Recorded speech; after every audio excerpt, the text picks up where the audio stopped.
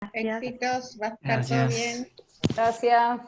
Bueno, buen día, está entrando la gente, ¿no?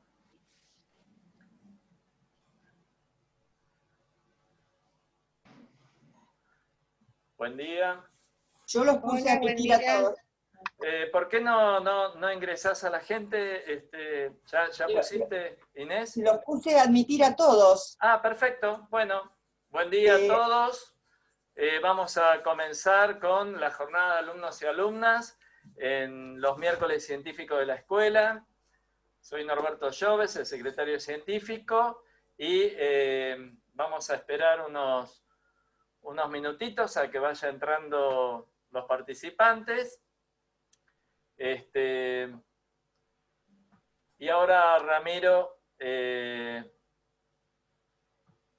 vamos a sacar la pantalla. Ramiro, te paso la palabra.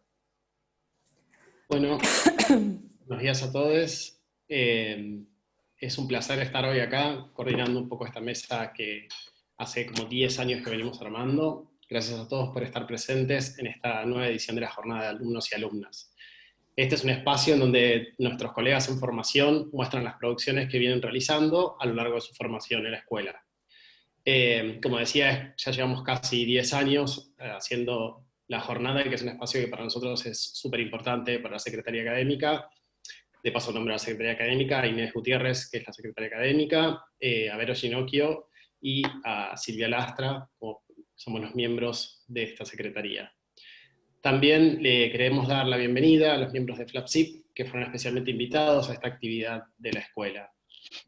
Este año hemos recibido, por suerte, hemos tenido una buena convocatoria y para poder darle un lugar a todos, hemos decidido mostrar las producciones en dos tandas, ¿no?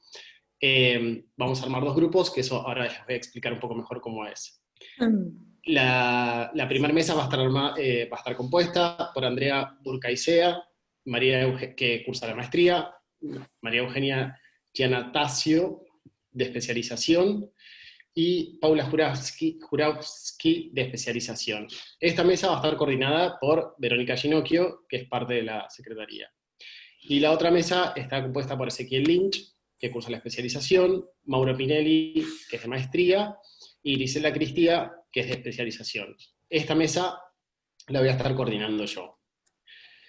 Como les comenté antes, bueno, en la escuela venimos generando como nuevas actividades y nuevos espacios, y esta vez tenemos un nuevo desafío y queremos usar una nueva herramienta del Zoom que disponemos. Por eso lo que vamos a hacer es, vamos a armar dos grupos. Vamos a tener como dos mesas en simultáneo, ya que cada trabajo necesitaba un tiempo y queríamos que estén todos presentes. Por ende, lo que vamos a hacer ahora es, vamos a armar las dos mesas. Entiendan de que este es un gran esfuerzo que estamos haciendo y es un gran desafío, y la verdad que es una prueba que queremos tratar de superar. Téngannos paciencia, por favor, ¿sí?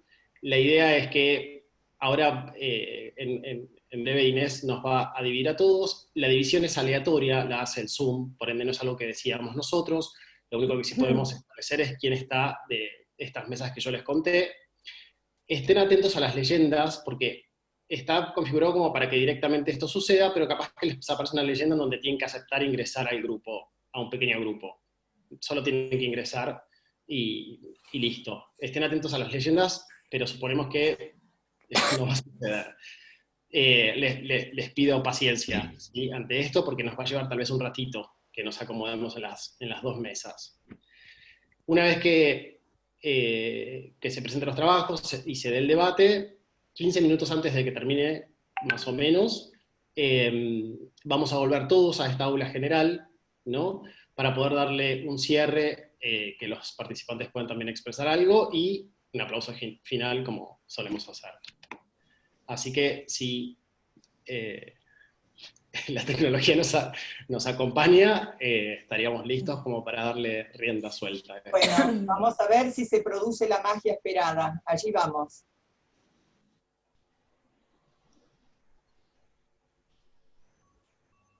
Hola, Perla. Aquí estamos en el grupo 1. ¿Quiénes somos? Hola, Debbie. Bien, vamos a esperar a nuestros participantes y a estar con nuestro anfitrión y arrancamos. Les queremos informar que en principio, por una cuestión de organización, ustedes no van a tener habilitados sus propios micrófonos, pero bueno, van a poder ir haciendo las preguntas que correspondan, que consideren a través del chat, ¿sí?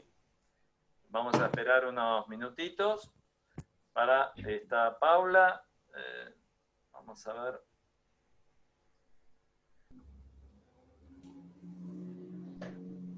El grupo chico se habilita los micrófonos, ¿eh? ¿Ah, sí? Ah, mira. Sí, porque está hecho el Zoom para que trabajes, entonces automáticamente se desbloquean. Bueno, entonces solicitamos No usarlos. en la medida de lo posible no usarlos. Sí. Sí, o les pedimos por cualquier ruido ambiente a los participantes si se pueden mutear cada uno manualmente y dejamos a los panelistas con su micrófono.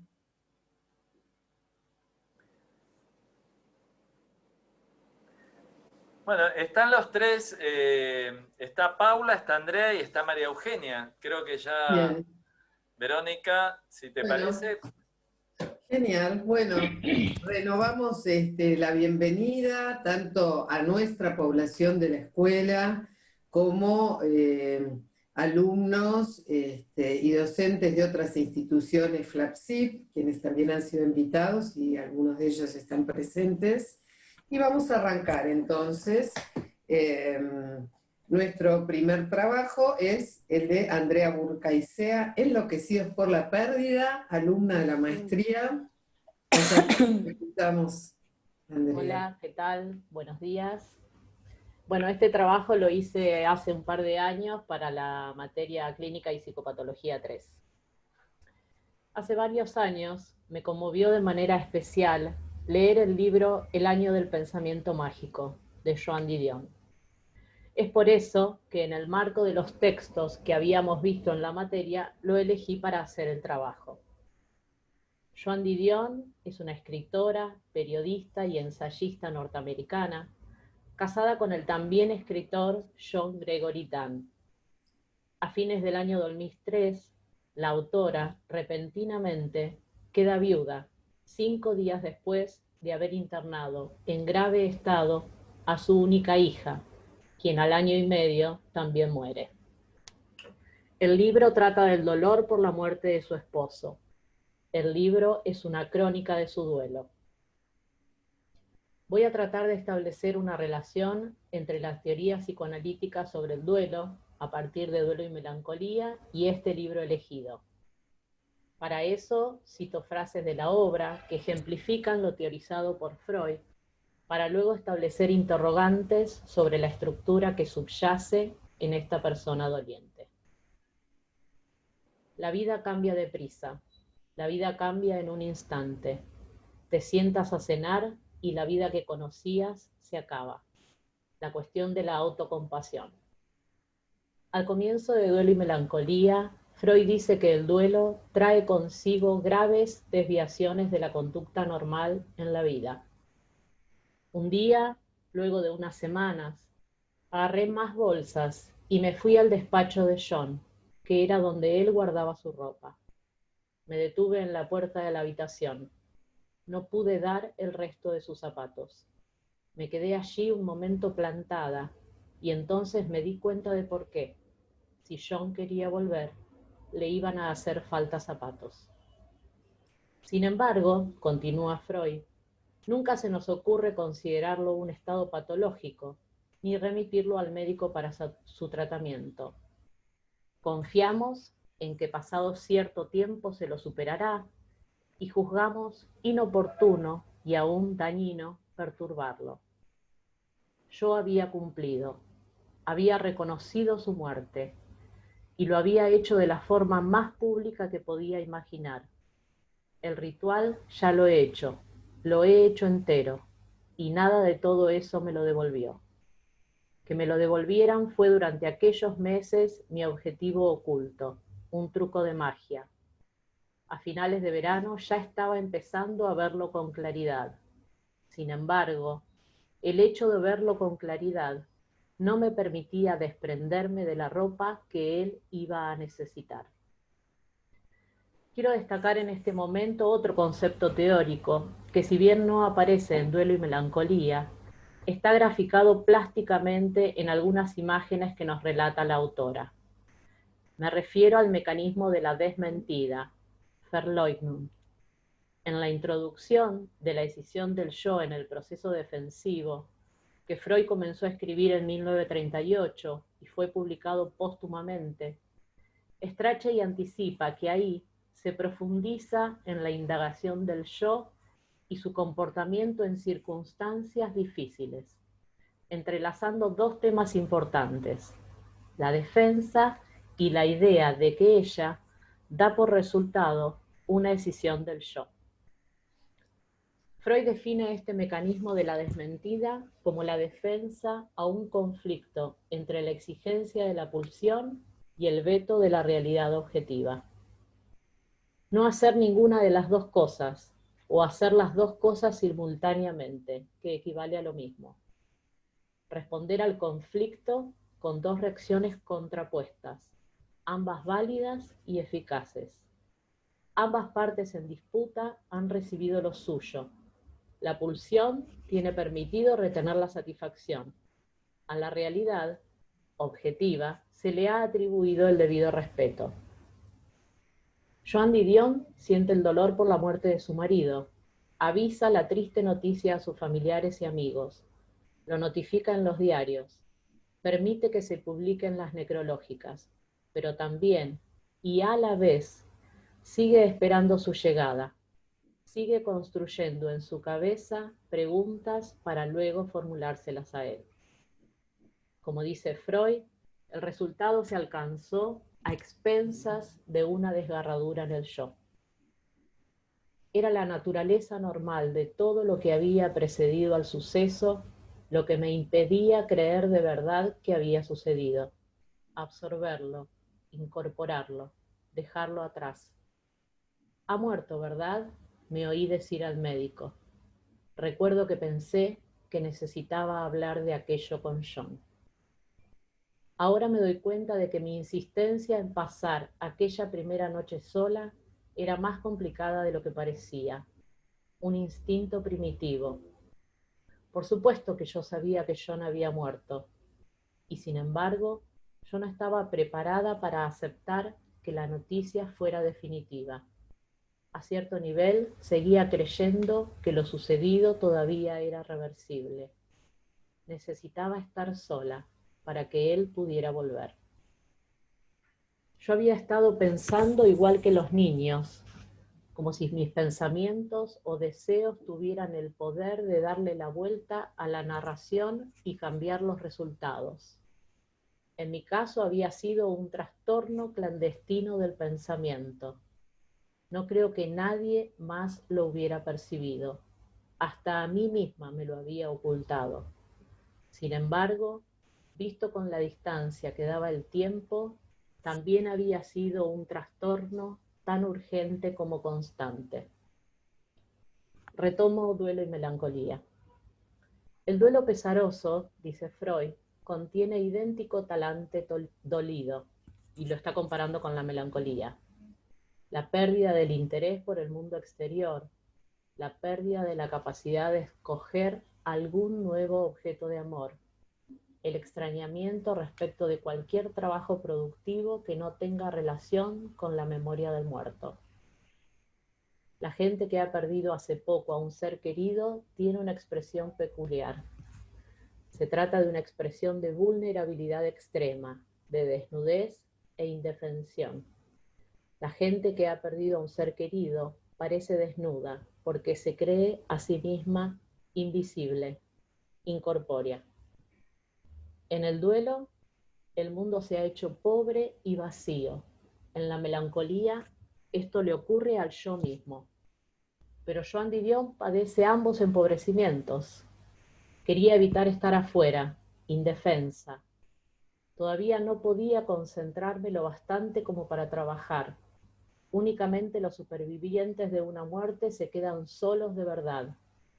Todas las conexiones que componían su vida, tanto las profundas como las que parecen insignificantes, desaparecieron. Yo no podía contar las veces durante un día normal y corriente en que surgía algo que yo necesitaba contarle a John. Y este impulso no acabó con su muerte. Lo que terminó fue toda posibilidad de respuesta. Ni tampoco podemos conocer por anticipado la ausencia interminable que vendrá después, el vacío, que es justamente lo contrario del sentido, la sucesión implacable de momentos durante los cuales afrontaremos la experiencia del sinsentido mismo. El enfermo, melancólico, nos describe su yo como indigno, estéril y moralmente despreciable. Se hace reproches, se denigra y espera repulsión y castigo. Porque yo había permitido que otra gente creyera que él había muerto. Había permitido que lo enterraran vivo. Arreglar lo que rompí, traerlo a él de vuelta. ¿Qué daría yo por decir alguna cosita que lo hiciera feliz? Si se la hubiera dicho a tiempo, ¿habría funcionado? ¿Acaso era posible tener rabia y al mismo tiempo sentirme responsable? Solo después se me ocurrió que yo no me responsabilizaba de todo lo ocurrido, estaba responsabilizando a John. Una diferencia considerable, pero que tampoco me llevaba a ningún sitio conveniente. Nos recordamos a nosotros mismos una y otra vez que nuestra pérdida no es nada en comparación con la pérdida que experimentó, o lo que es peor, que no experimentó la persona que murió. Lo único que consigue este intento de introducir un pensamiento correctivo es hundirnos todavía más en el abismo del interés propio. ¿Por qué no lo vi venir? ¿Por qué soy tan egoísta? El lenguaje mismo que usamos al pensar en la autocompasión revela el profundo aborrecimiento que le tenemos. La autocompasión es sentir lástima de ti mismo. La autocompasión es chuparse el pulgar. La autocompasión es, buah, buah, pobrecito de mí. La autocompasión es el estado que se permiten, quienes tienen lástima de sí mismos y en el que incluso se regodean. La autocompasión siempre ha sido el más común y el más universalmente repudiado de nuestros defectos de carácter, y su potencial pestilente para la destrucción nunca se cuestiona. Pero ¿pueden, sin embargo, estos dichos entenderse como autorreproches o son simplemente exteriorización de la profunda aflicción sentida y la de que su muerte se podría haber, y la fantasía, de que su muerte se podría haber evitado? Joan Didion, ella misma lo dice de sí, le da mucha importancia al saber. Una de sus armas para anestesiar su dolor fue investigar. Desde niña me habían enseñado que cada vez que surgían problemas había que leer, aprender, resolver los interrogantes y acudir a la literatura especializada. La información era control. ¿Cabe en esto el control a través de la información? ¿Es demasiado lineal u obvio si pienso en la tríada kleiniana control, triunfo y desprecio como manera maníaca, contracara de la melancolía de atravesar un duelo? Durante las semanas y meses posteriores a la muerte de su esposo, su entorno estaba muy preocupado por su pérdida de peso. Llegó a pesar 34 kilos, la repulsa del alimento. Su editor había observado que ella solo comía mucho arroz con ghee. Es un tipo de arroz que se come en muchos países de Asia y que se cocina sometiéndolo a muchos hervores hasta conseguir una consistencia viscosa. Durante ese tiempo, ese largo tiempo, se alimentaba solo de papilla.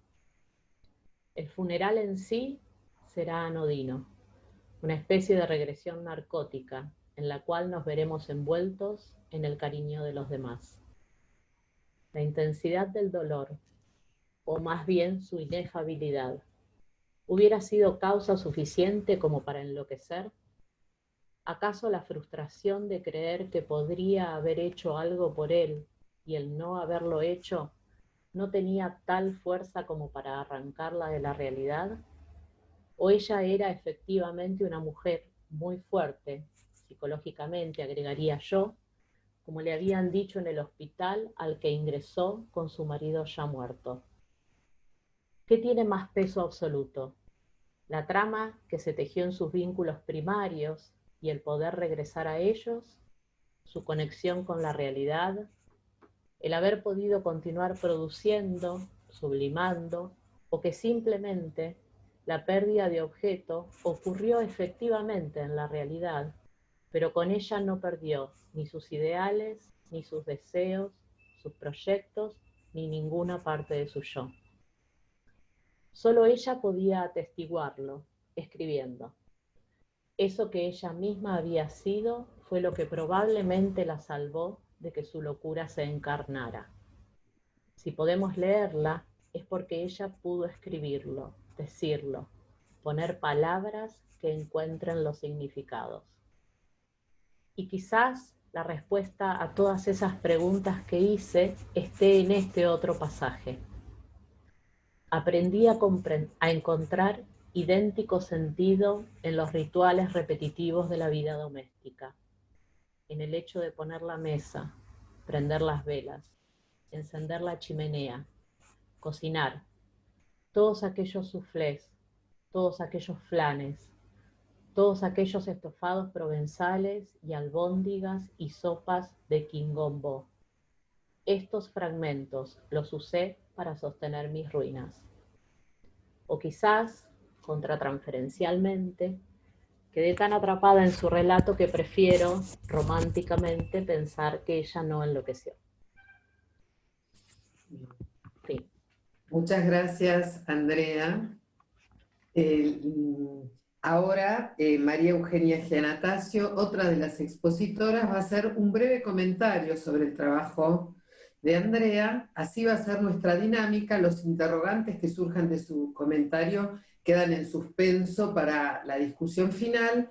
Y como siempre, quienes quieran hacer preguntas y demás, por el chat las recogeremos cuando terminemos con los expositores. Así que, bueno, adelante María Eugenia. Gracias, Verónica. Bueno, creo que quedamos todos bastante atrapados con el relato del trabajo de Andrea, sumamente interesante. Y yo me preguntaba, bueno, en primer lugar esto que veo por ahí también un comentario al respecto, de bueno, cómo la literatura nos permite, en primer lugar, pensar cuestiones de la clínica, de la teoría, cómo nos empuja a repensar, ¿no? Y me preguntaba también, bueno, en este momento bastante particular, pandemia mediante, el tema del duelo y repensar, bueno, cuando ella comenta todas estas cuestiones de la ceremonia pública, que de algún modo nos permite hacer un cierre ante la pérdida, bueno, es por ahí para, no sé si para responder, pero sí para pensar en este momento, ¿no? En el que hay tantas pérdidas y tal vez las ceremonias sociales no se están dando. Bueno, y por último, y ya para terminar, pensaba, bueno, en el duelo y el análisis, ¿no? O sea, ¿cuántos duelos vienen en análisis y cuántos duelos escuchamos en las sesiones, en los consultorios? ¿No? Esto de poner palabras. Yo tenía el recurso de la escritura, otros utilizarán el recurso que nosotros proponemos, ¿no? Bien. Gracias. Bueno, ahora le voy a dar nuevamente la palabra a María Eugenia, pero esta vez para presentar su trabajo sobre taller clínico. Así que te escuchamos. Bueno, el trabajo lo titulé Consentir la escucha.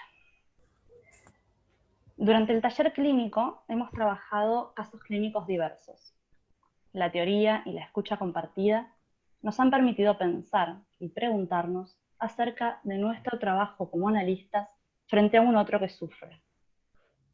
En este pensar casos y pensar nuestro rol en ese encuentro entre analizante y analista, ha surgido la pregunta sobre si debemos creer como reales las situaciones traumáticas referidas a abusos sexuales en la infancia. En un momento de deconstrucción feminista, parece acertado volver a leer las fuentes. Esos primeros momentos de la teoría que han brindado toda una metapsicología para el ejercicio de nuestro rol. Para ello, partiremos de los comienzos, abordando la correspondencia de fines del siglo XIX que Freud sostuvo con Wilhelm Fliess, un médico de Berlín con quien mantenía estrecha amistad y que acompañó al desarrollo de la teoría y que aporta claridad sobre las vicisitudes del autor. Una de estas cartas, la número 69, es particularmente conocida, y tal vez el origen de la pregunta que nos convoca. Fechada en Viena, el 21 de septiembre de 1897, allí Freud confía a Fliess una frase que pasaría a la historia. Ya no creo más en mi neurótica. Expone una serie de motivos que lo han llevado en este camino. El primero de ellos, referido a lo que podemos entender del orden de lo resistencial de los pacientes.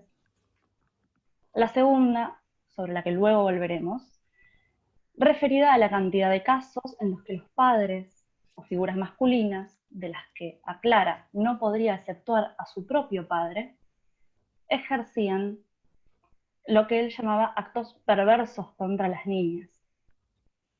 En tercer lugar, la hipótesis de que en el inconsciente no existe signo de realidad que permita una clara diferenciación entre la verdad de la ficción investida con afecto. Y por último afirma que en la psicosis sería esperable que tales escenas aparecieran en los delirios y que ello no ocurra.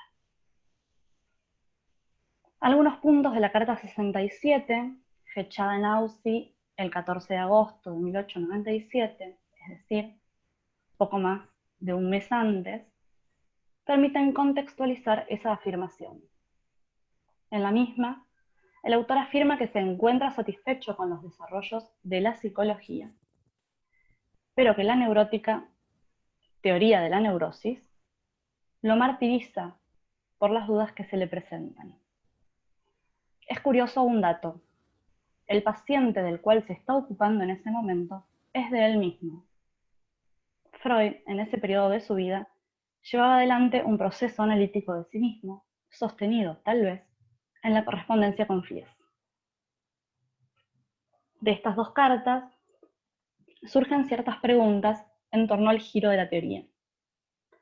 En primer lugar, es interesante pensar cómo se articuló en Freud la figura de su propio padre, al que no exceptúa de tales acusaciones que lo perturban, además de ser él mismo padre de varias hijas mujeres en ese momento de su vida. Una segunda cuestión a destacar es que él no afirma no creer en sus pacientes neuróticas, volviendo al paradigma en el que la histeria era considerada una simuladora, sino que desestima su propia teoría sobre la causación de la neurosis, tal como la entendía hasta ese momento. Y por último, que si bien el papel de las fantasías ocupó luego un papel preponderante en la comprensión de la neurosis, él considera que las series complementarias al factor accidental, es decir, a los hechos de la realidad. Retomando la pregunta que dio origen a esta exposición, tal vez sea el momento de repensarla. De modo que entendamos que la cuestión en juego no es si creer o no, como un hecho realmente acontecido, lo que la persona frente a nosotros relata. De hecho, no ponemos en duda el lugar de otros datos de su biografía. Situarnos desde esa perspectiva nos coloca más en posición de jueces que en la de analistas. El punto en cuestión es que el relato que el paciente nos trae debe ser alojado en la escucha que Freud caracterizó como atención flotante. Es esta la única regla que explicitó. La paciencia del analista es clave. Hay que contener y alojar. Dar tiempo al tratamiento para que afloren en el discurso que el paciente nos trae datos, sentimientos, afectos, lapsus, sueños y todo el material de sus producciones inconscientes con las que iremos trabajando. El creer o no creer a priori un relato parece estar más del lado de la propia defensa del analista que de una necesidad del tratamiento. Esto no implica pactar con el paciente que nada de lo que diga será cuestionado en terapia, que todo su discurso se recibirá sin más. Implica, por el contrario, brindar un espacio en el que el sujeto se sienta seguro de traer el material de trabajo y de exponer sus verdades más íntimas sin temor de ser juzgados. Retomaré un sueño de angustia de quien ha sido víctima de uno de los vejámenes más siniestros de la historia de la humanidad, el Holocausto. Primo Levi, en sí esto es su nombre, relata un sueño en el que aparecen su hermana, amigos y mucha gente más. Él cuenta sobre sus días en el campo de concentración. Desde lo más cotidiano, los malos tratos recibidos, el hambre, pero percibe que nadie lo escucha. Dice: es un placer intenso, físico, inexpresable, el de estar en mi casa, entre personas amigas, tener tantas cosas que contar, pero no puedo dejar de darme cuenta que mis oyentes no me siguen, o más bien, se muestran completamente indiferentes. Al finalizar el relato del sueño, él comenta que este era un sueño que se repetía en él durante el cautiverio y en sus compañeros. Entonces se pregunta: ¿por qué el dolor de cada día se traduce en nuestros sueños tan constantemente en la escena repetida de la narración que se hace y nadie escucha? Años después, ya en libertad, escribió varios libros contando el horror, impulsado, según él, por la necesidad de relatarlo, de brindar su testimonio. Con las víctimas de violencia de género, y específicamente de abuso sexual, suele darse el mismo fenómeno. Temen que al relatar lo acontecido, no se las escuche. Nuestro dispositivo se basa en la palabra que el analizante nos confía, y esa confianza se basa en que en la misma será escuchada. Escuchar al otro es alojarlo en el espacio de la terapia. Sabemos que trabajamos con un sujeto que no sabe todo de sí, que su inconsciente se filtra en sus actos, en sus dichos, en sus sueños, etc. La complejidad de los casos trabajados en el consultorio requiere, por un lado, alojar el sufrimiento, y si éste se asocia a un hecho de abuso sexual infantil, sostener escuchando.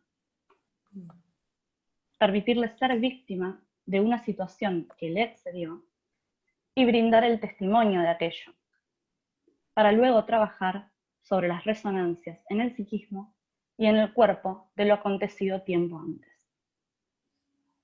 Para finalizar, destacamos que el edificio teórico freudiano ha sido siempre fundado en los casos clínicos. Freud no tenía miedo de rectificarse, de complejizar sus teorizaciones, para dar cuenta de los fenómenos de la clínica. El caso por caso, del trabajo analítico, nos obliga a cuestionar la teoría que nos sustenta en el rol. Pero es justamente eso lo que nos permite pensar a cada sujeto con su historia, sin hacerlo entrar en la universalidad rígida de las etiquetas psicopatológicas. Gracias. Muchas gracias. Le damos la palabra a Paula Juravsky, que va a hacer un comentario. Hola, ¿qué tal? Buen día. Bueno, varias cosas me parecieron interesantes del trabajo. Un poco lo escribí porque lo fui ordenando, porque me fue llevando por muchos lugares el trabajo. En primer lugar, me pareció un trabajo que apunta a rescatar, a remarcar características importantes que hacen a la labor analítica, ¿no? De un analista, que es principalmente esto de poder tener la capacidad y la sensibilidad de alojar el sufrimiento de un otro que consulta. Y que alojar ese sufrimiento viene de la mano, como dice María Eugenia, de no ejercer una posición de jueces, de marcar lo que está bien y lo que está mal, sino más bien meterse en el relato y darle valor a lo que trae el paciente, que también creo yo que es una manera de valorizarlo. También me pareció muy importante, y coincido que en general las posiciones tan rígidas responden más a las resistencias del propio analista e inseguridades propias, y atentan también contra el involucramiento con lo que está pasando, con lo que trae el paciente. Eso por un lado, que me pareció como muy atinado a veces conectarse con esas cosas esenciales del análisis, que son la clave también para que, bueno, para que justamente se despliegue el sufrimiento y que haya transferencia y que se pueda hacer algo. Después también, por otro lado, el trabajo también invita a pensar esto de los desarrollos freudianos a la luz de las nuevas subjetividades. Ella nombra el feminismo, y a partir, me parece, de esto del feminismo, que podemos ubicar que quizás la seducción, la llamada seducción de antaño, hoy retipificada, podemos pensarlo como abuso, hasta inclusive como violación. Entonces, lo que antes se llamaba seducción, hoy tiene otro título, y entendemos que en esa época el tema de los abusos era realmente una práctica muy común. Bueno, y hace poco leí algo que me pareció interesante en relación a los efectos secundarios o la contracara que podría tener el abandono de la teoría de la seducción por parte de Freud, que me pareció interesante también, que dice así, que dice, la caída de la teoría de la seducción significó un salto enorme en aquello que comenzó a teorizarse como el mundo interno, pero pagó el precio de invisibilizar también el abuso sexual realmente acontecido, y a inocentizar también a los abusadores. Bueno, eso me pareció interesante, y también que la teoría de la seducción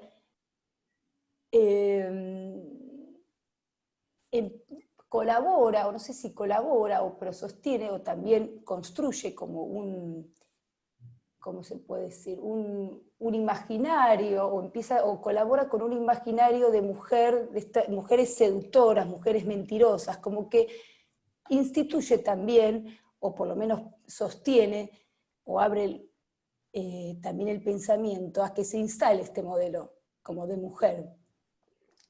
Eso también me pareció como interesante, como para ver la contracara o cuáles podrían ser otros efectos de este descubrimiento de Freud de la realidad psíquica. Bien. Bueno, muchas gracias, Paula. Ahora sí pasamos a la lectura de tu trabajo, análisis de un caso clínico desde una perspectiva kleiniana. Bueno, adelante. A ver, bueno, este trabajo lo hice también a partir de una materia y me pareció interesante pensar un caso clínico a partir de las teorizaciones kleinianas. Claudia es una mujer de 48 años que decide recurrir a la terapia tras la angustiante preocupación de sufrir el mismo destino de las mujeres de su familia. Su tía con demencia senil y su madre con signos de deterioro cognitivo y comportamientos de tono depresivo significarán una amenaza ineludible de un futuro propio de minusvalía y deterioro. Durante nuestros encuentros, el enojo y la queja por el comportamiento ajeno serán las principales modalidades que comandarán sus descripciones.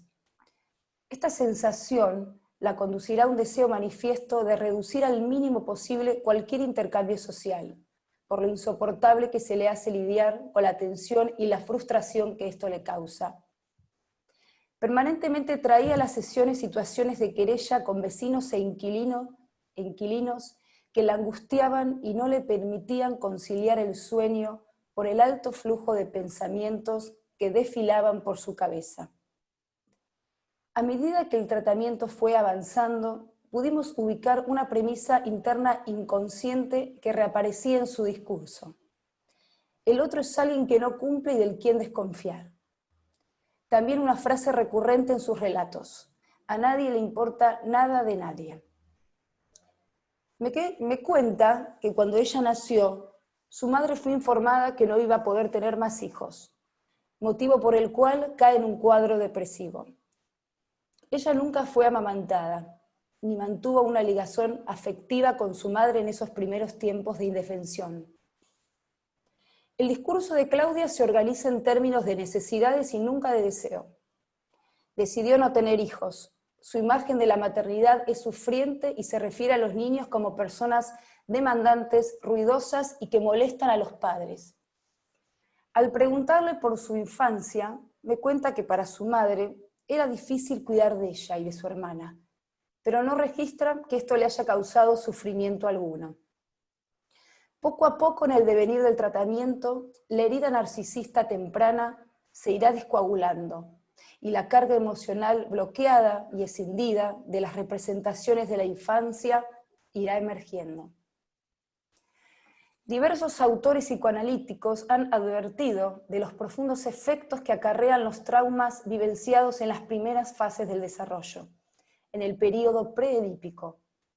La imposibilidad de conexión del aparato psíquico materno con el del infans dejarán marcas indelebles en los procesos de narcisación y los influjos de estas fallas podrán traducirse en grandes magnitudes de dolor y de odio hacia el objeto primario. Melanie Klein centra sus estudios en estos primeros momentos de desarrollo humano y elabora sus teorías a partir de un activo trabajo de campo con niños pequeños.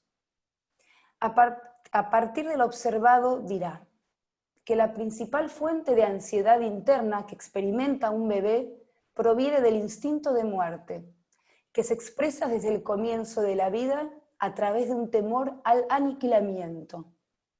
Este temor será a su vez la causa primaria de la ansiedad persecutoria. Por otro lado, ubica como causa externa un incremento de ansiedad producto de la desestabilizadora salida del espacio intrauterino hacia un afuera vivido como amenazante y hostil. Klein describe la relación con el pecho materno como la primera interacción del niño con un objeto parcial, en la que ambas pulsiones, las libidinales y las agresivas, serán descargadas vía modalidad oral. En la medida en que el pecho se brinde como un objeto gratificador, será amado y sentido como bueno, y en la medida que frustre, será odiado y sentido como malo. Estas experiencias serán acompañadas a nivel endopsíquico por un proceso de introyección y proyección, mecanismo que se pondrá en marcha en la interacción con cualquier objeto investido libidinalmente. Esto significa que simultáneamente se inscribirán hacia el interior de la psiquis un pecho bueno y un pecho malo. Klein recalca la introyección del pecho bueno como de vital importancia, como conjunto de representaciones de vivencias placenteras y gratificantes que servirán de fuente de reaseguramiento contra la ansiedad persecutoria del período primitivo. A su vez tendrá una función primordial en el proceso de fortalecimiento de integración del yo y será clave para el desarrollo de un superyo más benigno. Su relevancia será tal que lo denominará como el representante interior del instinto de vida. A razón de esto me pregunto, ¿cuáles podrían ser las consecuencias de una deficiente introyección del pecho bueno si pensamos que tales perturbaciones en el vínculo madre-niño dejarán librado el funcionamiento del aparato psíquico a predominio del instinto de muerte? La respuesta a esta pregunta es amplia y multilateral, y siempre dependerá de las características constitutivas singulares de cada sujeto en combinación con el entorno social de desarrollo. Pero si pienso en Claudia y en la afrenta narcisista recibida en la infancia, sin duda observo huellas indelebles que han promovido un aparato frágil, con poca tolerancia a la frustración y con grandes estallidos de angustia. Como dije anteriormente, la desconfianza sobre el otro y la premisa de que el afuera es un mundo hostil, del cual hay que protegerse, son temáticas primordiales en el pensar de esta mujer, que reditan situaciones de carencia temprana. Cabe aclarar que los alcances de este trauma cobran su fuerza por la posterior constatación del encuentro con una madre siempre rígida y distante. La propuesta kleiniana organiza su teoría en torno a las distintas posibilidades de defensa del aparato psíquico frente a la ansiedad. La respuesta a esta ansiedad excesiva será lo que genere la alternancia de posiciones en busca de una defensa adecuada. Pensamos un aparato psíquico en términos de posiciones y no de estructura como la metapsicología freudiana. Serán dos las posiciones que definirá como centrales: la posición esquizoparanoide y la posición depresiva.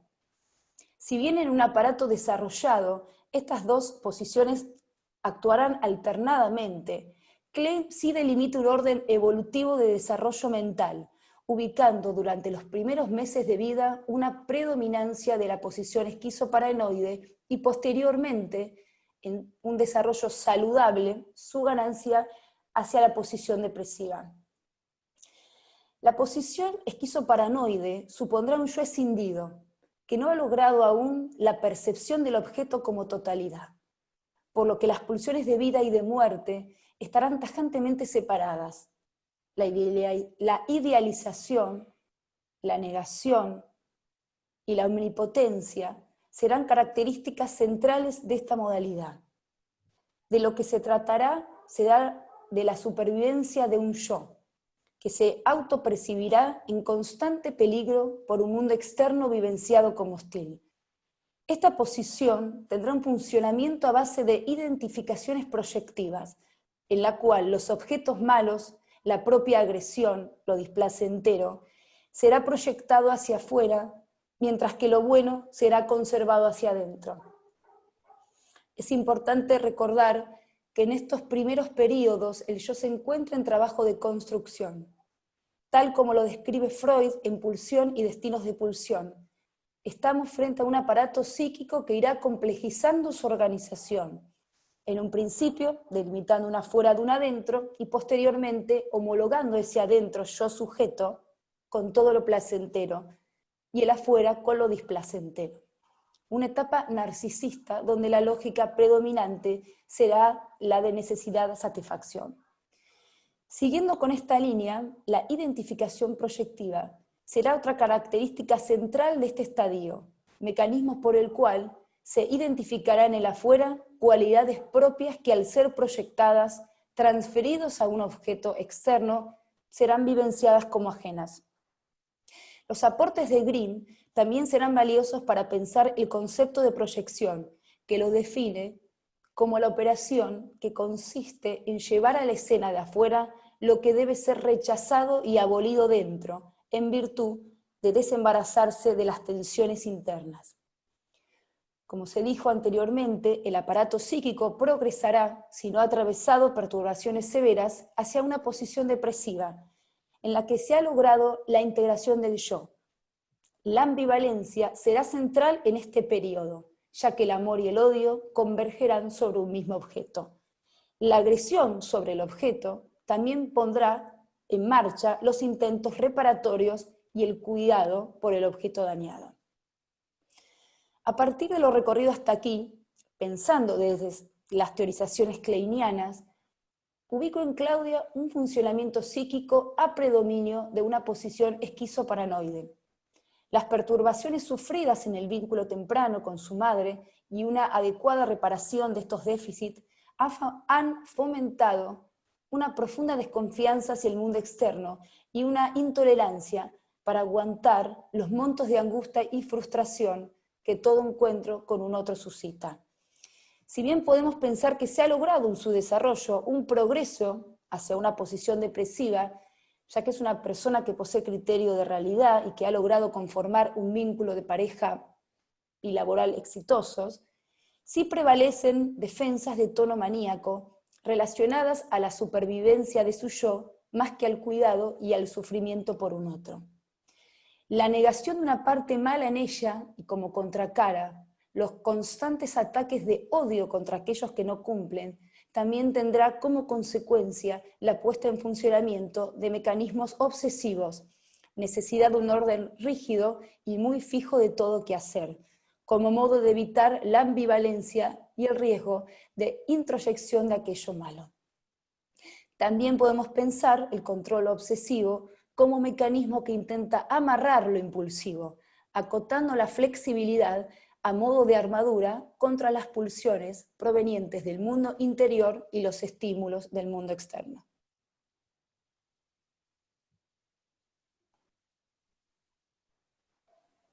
Ahí está, muchas gracias. Ahora vamos a escuchar el comentario de Andrea Burcaicea. Bueno, la verdad, Paula, que me resultó sumamente interesante tu trabajo, y lo bueno de leer trabajos que te convocan a releer a los autores, ¿no? Eso me parece que suma un montón. Y también a pensar el caso en particular de tu paciente con los pocos datos que esta modalidad nos permite tener. Esta frase que vos decís que aparecía en forma recurrente y que era "a nadie le importa nada de nadie", se me ocurrió que quizás se puede pensar como a nadie, pero en realidad es a alguien en particular, le importa nada de mí. Y esto teniendo en cuenta los enojos que vos describís y las situaciones querellantes que protagonizaba y padecía, digo, aunque ella era la protagonista o la portavoz. Yo, si me permitís, a modo de aporte, agregaría, no porque falte, sino porque lo recordé, es otro concepto teórico de Klein, y es el de la envidia. Y que es un factor que le agrega intensidad a los ataques contra el objeto primario. La autora lo ubica también al comienzo de la vida, es un aspecto particular de esas primitivas relaciones de objeto y los procesos de internalización, y la raíz también de la envidia está en la oralidad. Y me pareció importante porque sostiene que la envidia produce efectos en la capacidad para manifestar la gratitud y la felicidad. De hecho, el texto se llama Envidia y Gratitud. Y dice textualmente que cuando en cualquier periodo de la vida es seriamente perturbada la relación con el objeto bueno, no solo son interferidas la seguridad interna y la paz, y ahí se me vino a la imagen esto que vos decís de las cosas querellantes y las peleas con los vecinos, sino que sobreviene el deterioro del carácter, esta necesidad de ella de replegar cada vez más y de no abrirse al vínculo social.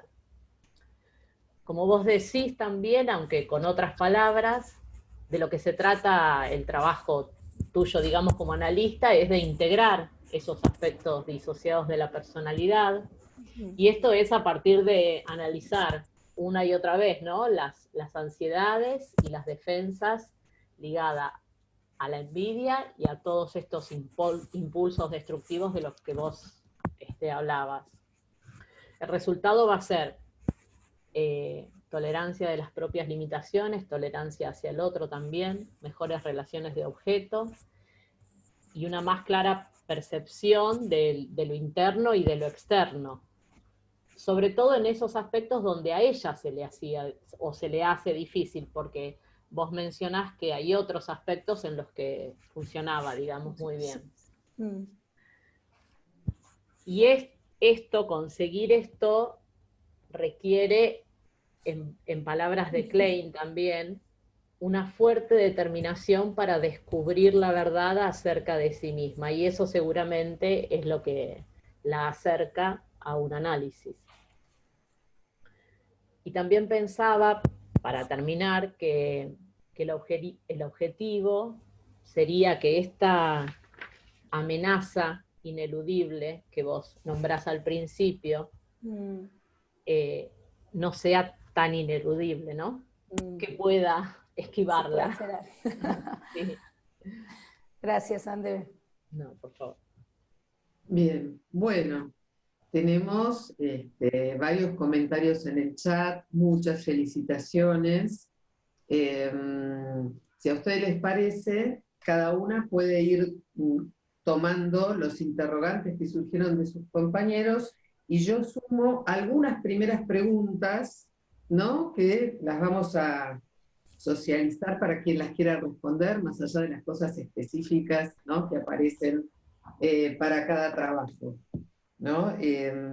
Una de las cuestiones iniciales es, bueno, una felicitación de Nora Rabinovich, y la importancia de la vinculación entre la literatura y el duelo, ¿no? Y vemos que en el segundo trabajo también aparece, ¿no?, la alusión a la literatura, ¿no? Desde ese punto de vista tenemos una pregunta, ¿no?, sumándola a la de los rituales y demás, si la escritura sería un modo de tramitar pérdidas, ¿no? Y podríamos sumar algunos otros tipos de dificultades, ¿no? Esta sería una de las preguntas. También aparece señalada esta idea de validar la escucha, ¿no?, y la idea de poder creerle a los pacientes, ¿no?, como otro comentario. Y quería leer un par de cuestiones y luego les doy la palabra a ustedes y después seguimos, ¿no? Una que dice, que escribió creo que Mónica: muy interesante el cruce de la producción teórica con lo que atraviesa Freud en cada momento. En 1897, en pleno autoanálisis, atravesado por el duelo por el padre y en transferencia con Fliss, que también estaba implicado en abuso sexual de su hijo, también luchando contra el rechazo de sus colegas y los pacientes. Se dio entonces la teoría de la seducción, pero nunca abandonó del todo el lugar del trauma. Este es uno de los comentarios sobre la teoría del trauma. Voy a leer uno más, que dice: la teoría de la seducción no estaba pensada en función de la mujer como víctima, sino de la neurosis como efecto de una seducción, sin importar el sexo del seducido. Luego de la carta 69, considero se diferencia la neurosis de transferencia, efecto de fantasías sexuales, y la neurosis traumática, producto de un abuso real, ¿no? Quería leer estos dos, que son comentarios un poquito más extensos. ¿Quieren en principio tomar estos aspectos? Le vamos dando la palabra a cada uno, más las preguntas que surgieron de los comentarios de sus compañeros, y después sigo leyendo preguntas. ¿Les parece? Bueno, ¿Quién arranca? Empiezo si querés, Verónica. Sí, sí, perfecto. Bueno, primero agradecer a Nora, que le diste recién el comentario. Nora estaba a cargo de la materia cuando yo hice este trabajo, así que muchas gracias, Nora, por el estímulo, por el apoyo y por las indicaciones. Veo que estás por ahí. Después agradecer también a María Eugenia los comentarios, que hayas empezado diciendo que estaban todos conmovidos, no es un mérito mío. La verdad es que es un mérito del libro, que es bellísimo, es triste, es fuerte, pero es bellísimo y está hermosamente escrito. Yo lo que hice fue tomar párrafos que me parecía que iban muy bien con duelo y melancolía. Y cuando decidí presentarlo en la jornada y lo repasé y lo volví a trabajar, pensé esto que vos decías de justo en este momento, ¿no? Donde estamos perdiendo tanto, que es temporario, que sí lo vamos a recuperar, que muchas cosas van a ser reversibles, pero sí, efectivamente, en un momento de tantos duelos, por eso también me parece que impacta como un poco más fuerte. Creo que Graciela había preguntado si la escritura en sí es un modo de tramitación de las pérdidas. Un modo, ¿no? Seguramente cada uno encontrará el suyo. Hay tantos como personas que necesitan tramitar. Sin duda, para Joan Didion le funcionó y muy bien. Y después, Verónica, me parece que leí una pregunta tuya en relación a los controles obsesivos de Abraham y Klein. La verdad es que, si bien investigué bastante de la autora, no tengo tantos datos biográficos de ella, sin duda es por esta línea que vos indicás, estos controles obsesivos, más allá de la hipótesis, valiéndome de un juego de palabras que yo hice de la tríada kleiniana, fue en ese momento más por asociación libre que por apostarme a esa, o por jugarme totalmente a la hipótesis. Mientras leía tu pregunta se me vinieron también a la cabeza un montón de pasajes del libro donde pareciera que sí, que este control obsesivo va un poco en esa línea. El libro es, como dije antes, muy entretenido de leer, pero es continuamente datos técnicos, como que cercaba a los profesionales, tanto por la muerte de su marido como de su hija, los presionaba, digo, toda información, todo era como decían los libros, todo era mucha investigación, así que probablemente sí, es esto en la línea de lo que vos decís. Creo que eso por ahora, no sé si... y después, perdón,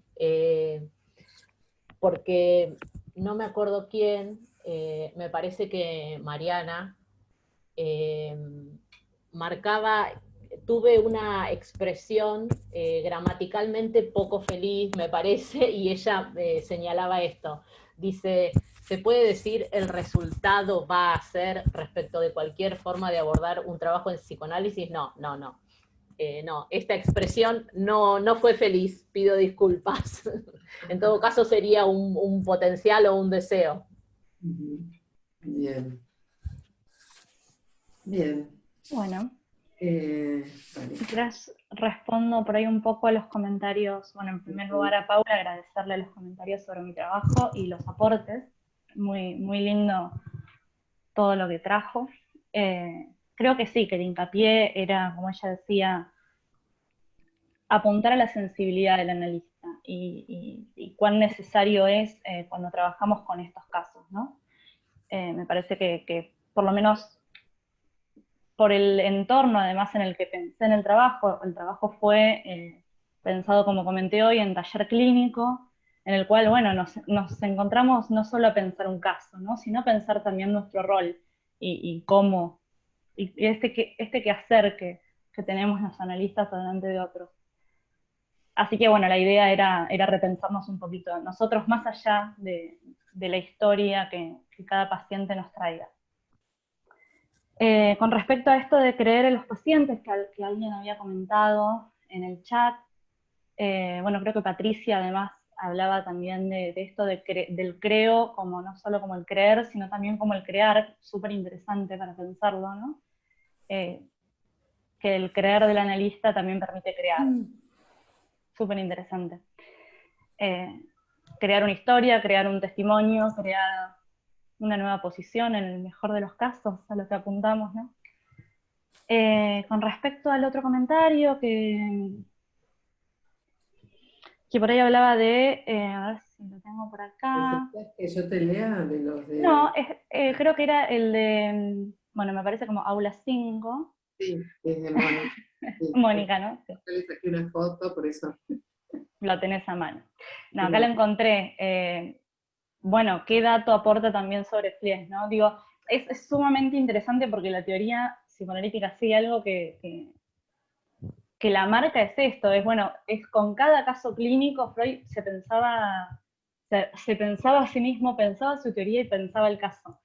Y a su vez, bueno, todos estos datos históricos, a quién le hablaba, hay un ejercicio bastante interesante que hacemos en varias clases, que es esto de preguntar, bueno, ¿a quién le escribe Freud cuando escribe, cuando defiende sus ideas, cuando las expone, quién es su público? Bueno, también quiénes estaban en su vida y cómo eso marca la producción teórica y lo que permite pensar una época, los colegas, bueno, acá estamos tratando de pensar también nuestra teoría en otra época, ¿no? Y también a eso apuntaba el trabajo. Bueno, ¿qué otro comentario había? El de la neurosis, bueno, que hablaban un poco de la neurosis como efecto de la seducción. Sí, claro, no apuntaba a un sexo, De hecho, se planteaba en los niños en general, que bueno, después da todo lugar a la teorización sobre la sexualidad infantil, ¿no? Clave es la teoría, pero también es cierto que quedó como un resabio, me parece, no tanto en Freud, sino en quienes venimos después, en poner en duda el lugar de la mujer y en lo que la mujer trae. Entonces por ahí apuntaba a eso. O sea, no tanto porque aparezca en Freud en sí, sino, nada, en el consultorio muchas veces, a veces la gente comenta, bueno, cuando iba a análisis, no sé, mujeres de 40 años, cuando iba a análisis de niña, porque me mandaban por la escuela, nadie me creía, o no se me escuchaba, o no había lugar, no me hablaba. La analista no me hablaba. Quería hacer un comentario porque justo escribió Perla, después vamos a volver a todas las preguntas, no nos estamos salteando todo lo otro que hubo en el chat, ¿no? Que dice, el concepto de neurosis traumática es después del 20, Freud parte de la clínica a la teoría. Me parece que hablan de teoría del trauma, no de neurosis traumática en los comentarios que leímos previamente. Hablaban de una diferenciación, creo, entre neurosis traumática y neurosis de transferencia. Sí, como neurosis traumática de lo real. De teoría del trauma, supongo yo, ¿no, Norberto? Me aclarará. Dice, me parece que el comentario de si piensa la mujer víctima no es una interpretación como varón histérico trae Augusto P. Sí, quizás, digamos, perdón, estoy abusando de mi micrófono, pero... No, por favor. Abusa del micrófono. Que es el hecho de que quizás la frase ya no creo en mi neurótica, quizás eso formó parte, ¿no?, de cómo a lo mejor después la tradición psicoanalítica recogió mucho esta idea de la mujer y tal vez vos, María Eugenia, un poco partiste de este aspecto, ¿no?, de que aún cuando Freud citaba histéricos, el ya no creo en mi neurótica quedó ahí como una marca, ¿no?, de género, ¿no? A lo mejor mal interpretada por los lectores posteriores, ¿no? Pero bueno. Tal cual. ¿No? Por esto mismo hago la lectura de la carta 67, en la cual entre paréntesis aparece que mi neurótica es su teoría de la neurosis, y me pareció sumamente interesante el leerlo a la letra, ¿no? Que es algo que hacemos mucho en la escuela también. Sí. Exacto. Bien, ¿alguna otra cosa como comentario? Pasamos a Paula y después sigo leyendo preguntas. No, pasemos a Paula. Pasamos a Paula. Bien. Pasamos a mí. Yo no sé, yo no vi muchas preguntas, estoy intentando, pero no sé, si querés se puede charlar algo del caso, no sé. No, quizás como van apareciendo de acuerdo a cómo van presentando, no te leí sacando las que vos sí tenés por el comentario de Andrea, ¿no?, en cuanto a sumar esta cuestión de la envidia, si es una posibilidad que vos comentaste en tu caso. Tenemos una de Elena Mancini y después voy a decir la mía, ya que estamos. La de Elena, no entendí muy bien la pregunta o lo que había planteado, porque esa la leí. Sí. La podemos retomar. A ver, ¿dónde está? Te releo, después tomando la envidia, porque justo... yo había preguntado cómo, una de las cosas que había preguntado era si el fijamiento o el funcionamiento a predominio de posición esquizoparanoide lo podíamos leer desde estos enunciados tan taxativos, ¿no?, que parecía traer esta paciente respecto de quiénes son los otros para ella, ¿no? Parecían tener una cierta fijeza. Sí, ¿no? A mí lo que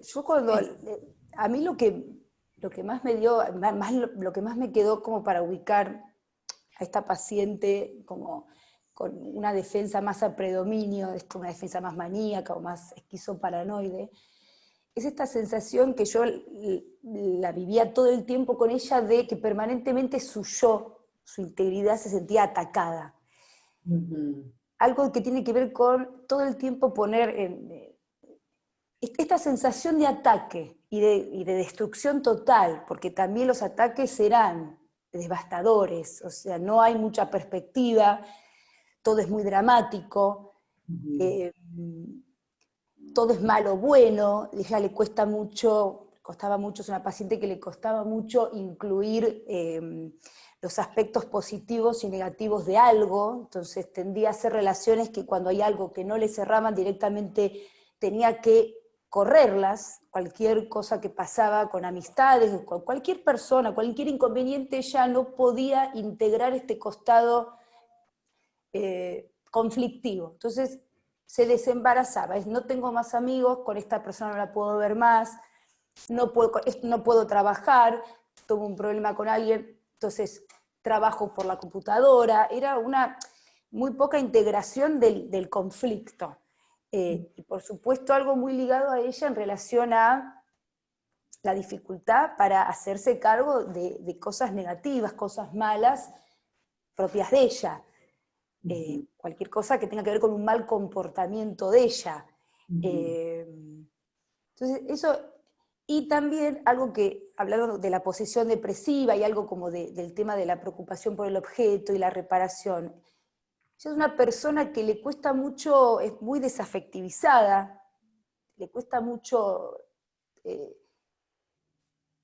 sufrir por otro, ella está permanentemente sufriendo por un tema de ella, de lo cómo la atacan. Entonces también eso me dio mucho la pauta de que no había mucha conexión con el otro, con un objeto, ni interno ni externo, bueno, el objeto, pero estaba siempre en general en una posición defensiva. Y muy obsesiva también, como una muy obsesiva, con mucha necesidad de mucho control. Eso también es bastante difícil. Bien, retomo la pregunta, a ver si la entendí yo, Elena, si no, Elena nos corregirá, ¿no? Porque, digamos, una de las cosas que yo pregunté, ¿no? Personalmente en el chat, era cómo vincular el motivo de consulta inicial, que era la preocupación por los problemas cognitivos de su linaje femenino, digamos así, sí, con lo que a la paciente le pasaba, y Elena pregunta si esta preocupación podría inscribirse, en el caso de ella, dentro de sus preocupaciones paranoides, más bien, ¿no? De su ansiedad paranoide. No, digamos, tampoco sabemos en qué estadio está el análisis de esta paciente como para saber si vos eso lo pudiste desarrollar o aún no, ¿no es cierto? Por supuesto, pero bueno, son interrogantes como para ir abriendo, no sé qué te pero parece. ¿cuál sería, a ver, porque por ahí tampoco lo entendí bien interrogante, pero me cuesta como entender el interrogante. Bien, a ver, bueno, Elena, si estás por ahí y querés escribir algo más, si no... O comentar también por ahí lo que ella piensa de eso. Sí. Sí. ¿Estás escribiendo bien? Sí. Está escribiendo. ¿En qué lugar de su aparato psíquico aparecerían estas preocupaciones? ¿No? Porque ahí, yo imagino, a ver. Me imagino, digamos, ¿es una identificación con un aspecto dañado o con una amenaza, por ejemplo? No sé si vas por ahí, Ellen. Te veo en la pantalla, así que me puedes hacer así con la cabeza o no. Sí, hace así, Ellen, así que estamos bien. Yo creo que, a ver, yo creo que con una amenaza, digo, a ver, con un aspecto dañado, sí, ella es una persona dañada, es una persona que está dañada, y todo lo vive como una amenaza, digo, este daño genera constantemente como una ansiedad muy persecutoria, porque ella se siente siempre amenazada en su ser, en sentirse destruida, en sentirse como una constante amenaza, como, bueno, puede ser con esto que hablaba esto del predominio de la pulsión de muerte, digo, como que algo que ella no tiene nada interno que ella pueda apelar para sentirse segura. No sé. Y esto en transferencia, perdón, Paula, debe haber aparecido. ¿No? Se me ocurre. Un pensamiento. Transferencia, sí, estoy pensando. No sé si es una pregunta. No, porque está buena la pregunta, estoy pensando. Verónica, si te parece, por ahí, como somos apenas 40 personas y si respetamos un cierto orden, Si Elena quiere hacer la pregunta en forma directa, por ahí para que quede más claro de dónde va y después se vuelve a mutear. No sé qué te parece. A ver. Gracias, todo un lujo poder hablar en este programa. Paula, lo que yo quería preguntarte era si esta preocupación por los trastornos cognitivos, si no le podían dar, de acuerdo a lo que después contestaste, alguna posibilidad de identificación con su madre, que teóricamente es un vínculo tan dañado, o si solo aparecía como algo amenazante. Un poquito era si había alguna tonalidad se parecía de estas preocupaciones cognitivas. Eso. Con la madre en general es bronca, pero sí, bueno, hay una identificación obviamente con la madre porque ella es igual a la madre, ella se empieza a autopercibir igual, porque en el correr del análisis entendemos que ella, bueno, se empieza a autopercibir igual, es bastante una copia de la madre, que esta desconfianza por lo externo, es muy de la madre.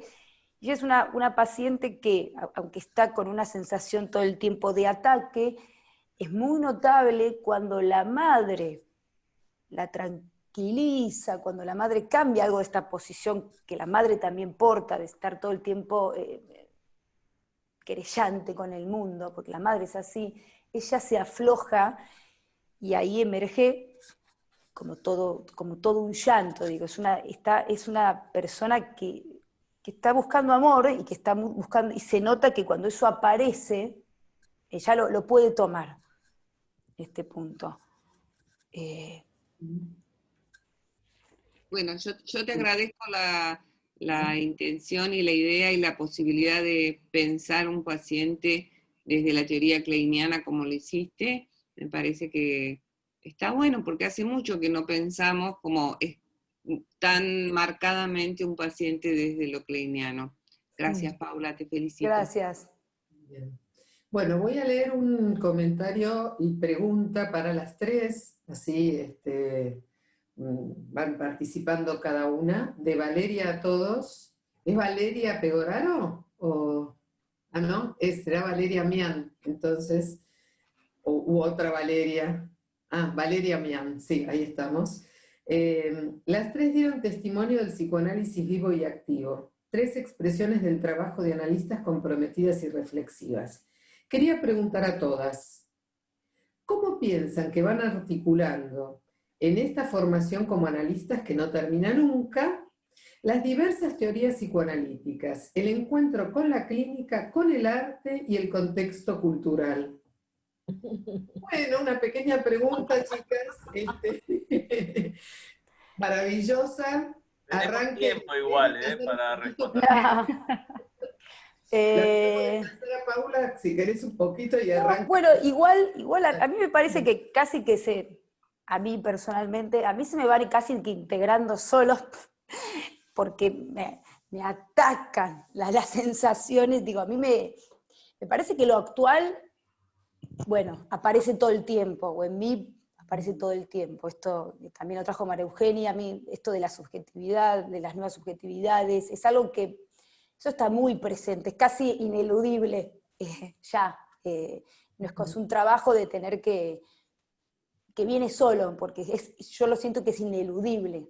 Sería muy difícil no tomarlo porque está. Me pasó cuando leí el trabajo de María Eugenia, que automáticamente esto pensé a partir del abandono de la teoría de la seducción, como también eso favorece, justamente hablando del patriarcado, bueno, cómo va construyendo también una idea de mujer, ¿no? Seductora, mentirosa, un montón de cosas que también, obviamente, las teorizaciones freudianas leídas a la luz de esta época, se entiende que también han favorecido, no por Freud, sino también por Freud, o por todo lo que es un material vivo, también han favorecido a enaltecer quizás ciertas diferencias entre lo femenino y lo masculino, cierto enaltecimiento de la masculinidad frente a la feminidad.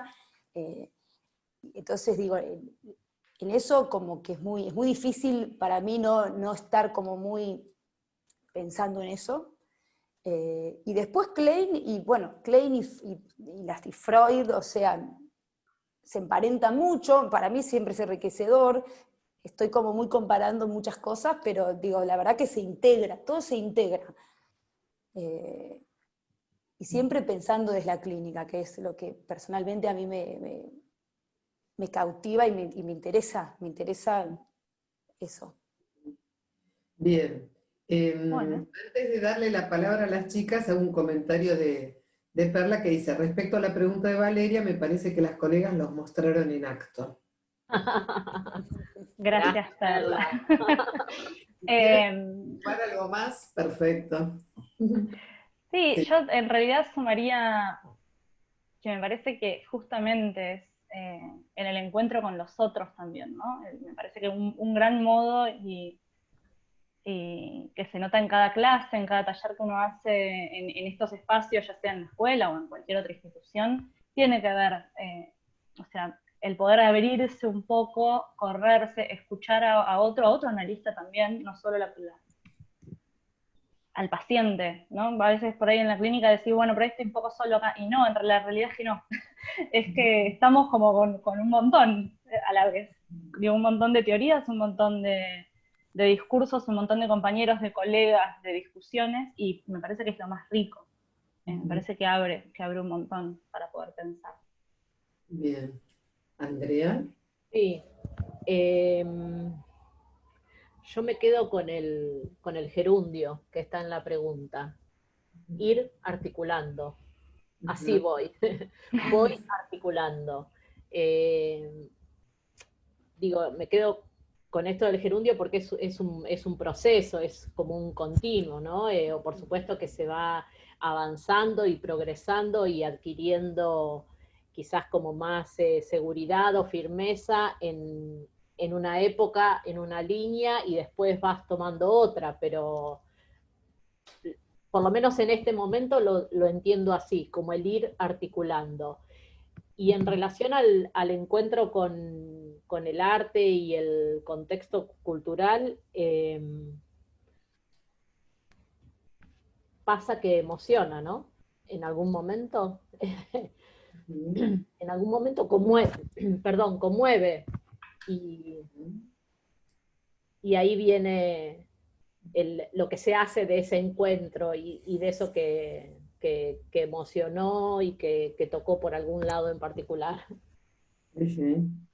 Bien, como dice acá Elena, como dice el cartel de la EAPG, construyendo psicoanálisis en gerundio, Claro. ¿no? Quiero sumar algo más, además de acá estoy viendo a Natán, ahora voy a leer el comentario de Natán, digamos que dentro de la Secretaría Científica se encuentra la Comisión de Cultura, digamos, ¿no? como un ámbito que expande nuestra formación en ese sentido. No es porque yo pertenezca a la Comisión de Cultura y le quiera hacer propaganda, pero bueno, ahí estamos.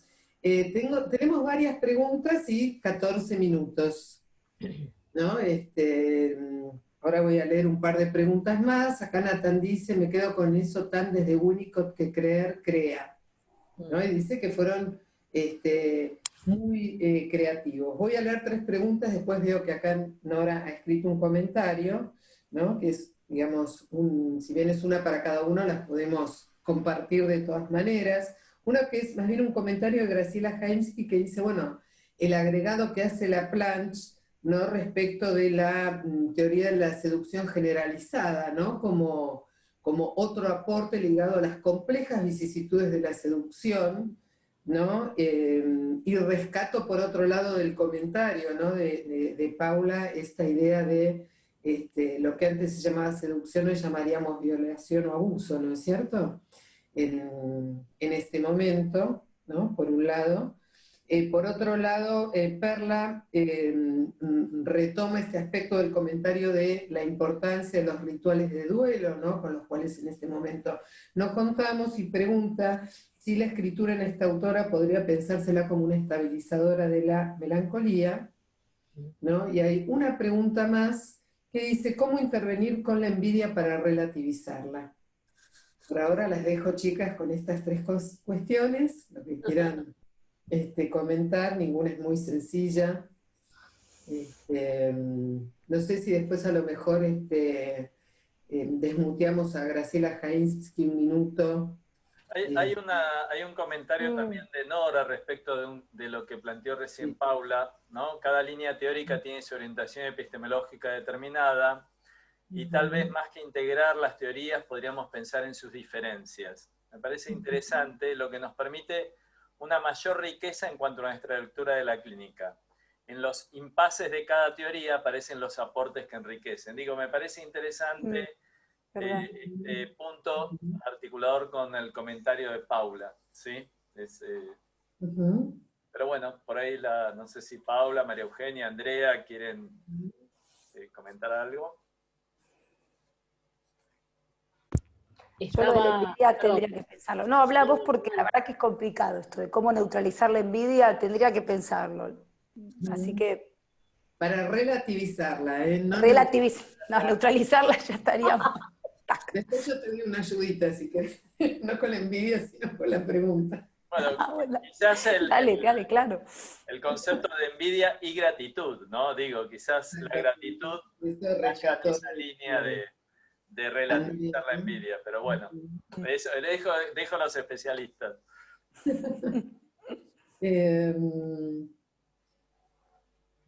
Chicas, no sé quién empieza, así que bueno, yo hago un breve comentario de eso, así chicas, mientras se van dando las otras preguntas, no sé si las tienen presentes, que les leí, digamos, en sí, digamos, como retomo más bien lo que dijo Andrea, ¿no? Que la envidia siempre va en par con la gratitud, ¿no? Y que básicamente, bueno, la envidia es el obstructor de la experiencia de satisfacción, ese es como el punto más importante y por lo tanto es el obstructor de la articulación del deseo, ¿no? Por lo menos en sus bases genéticas. Desde el punto de vista del análisis, el hecho de relativizarla, digamos, Klein lo que plantea en Envidia y Gratitud, que es un artículo técnico, básicamente, ¿no? Yo siempre planteo que es el análisis terminable e interminable en versión kleiniana, básicamente, plantea que el análisis de la envidia forma parte digamos, los estadios más avanzados de un análisis,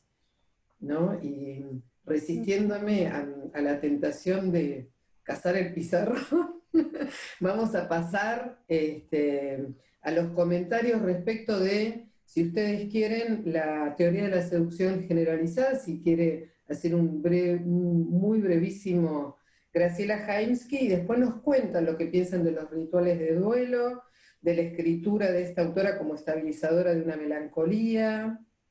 ¿Qué les parece, chicas? Sí, perfecto.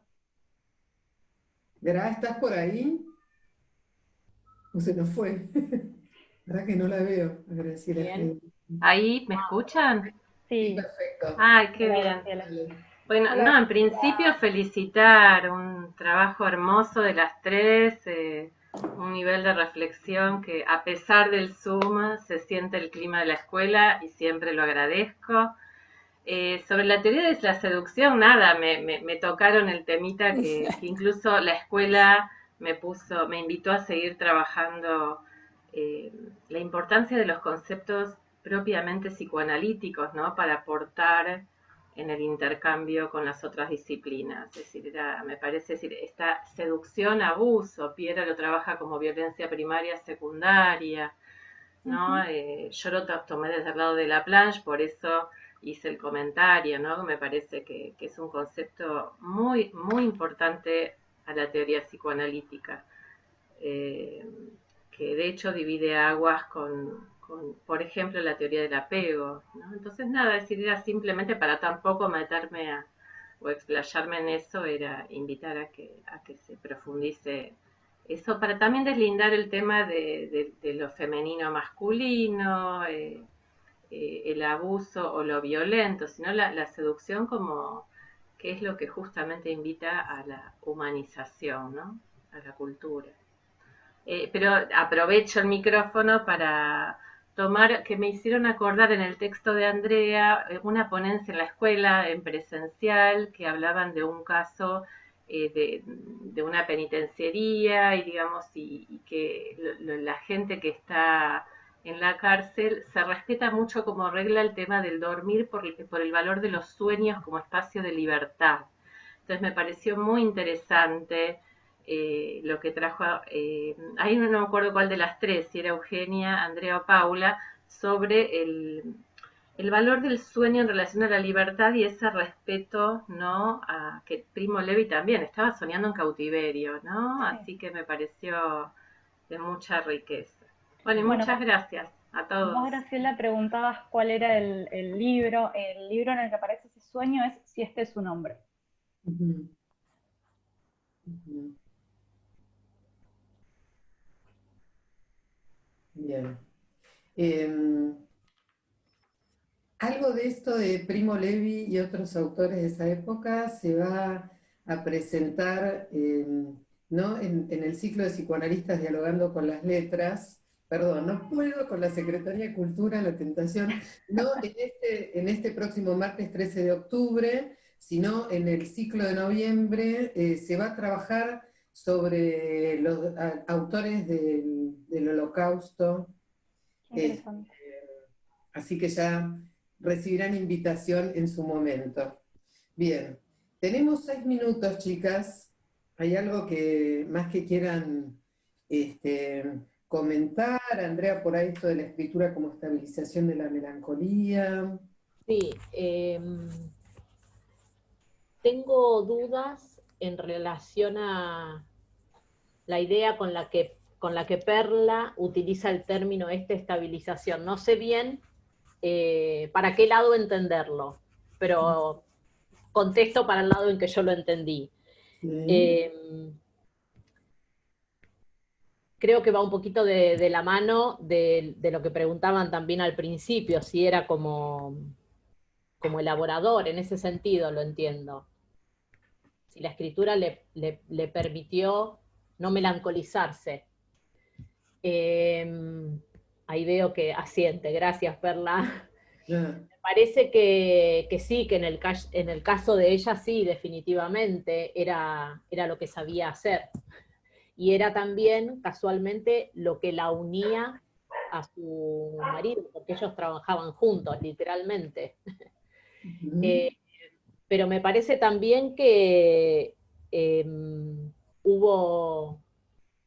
ella pudo poner en práctica y hacer rituales de duelo, que es lo que decía María Eugenia en relación al comentario de mi trabajo, y eso también funcionó, y hubo tiempo, y hubo trabajo psíquico.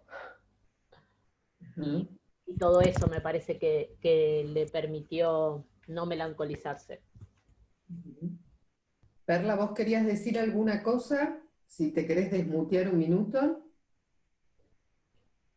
Espera que todavía estás... Espera, a ver. Espera,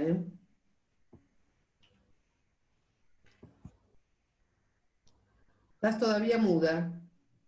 Norberto, a ver si...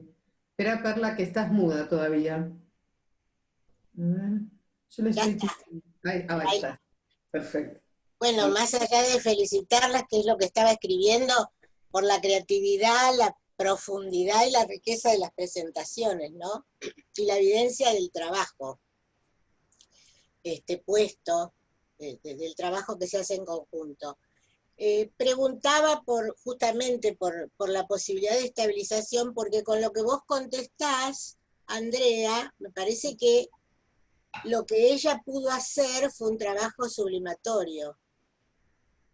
En realidad, si hubiera quedado en una melancolía vera, esta se opone a la posibilidad sublimatoria. Claro. Entonces, esto, cuando yo digo, lo que anudó, lo que pudo hacer con eso, del agujero, de la cosa, del dasdín, de lo más allá que nos habita, fue la posibilidad de la escritura, ¿no? Como Joyce en el Symptom.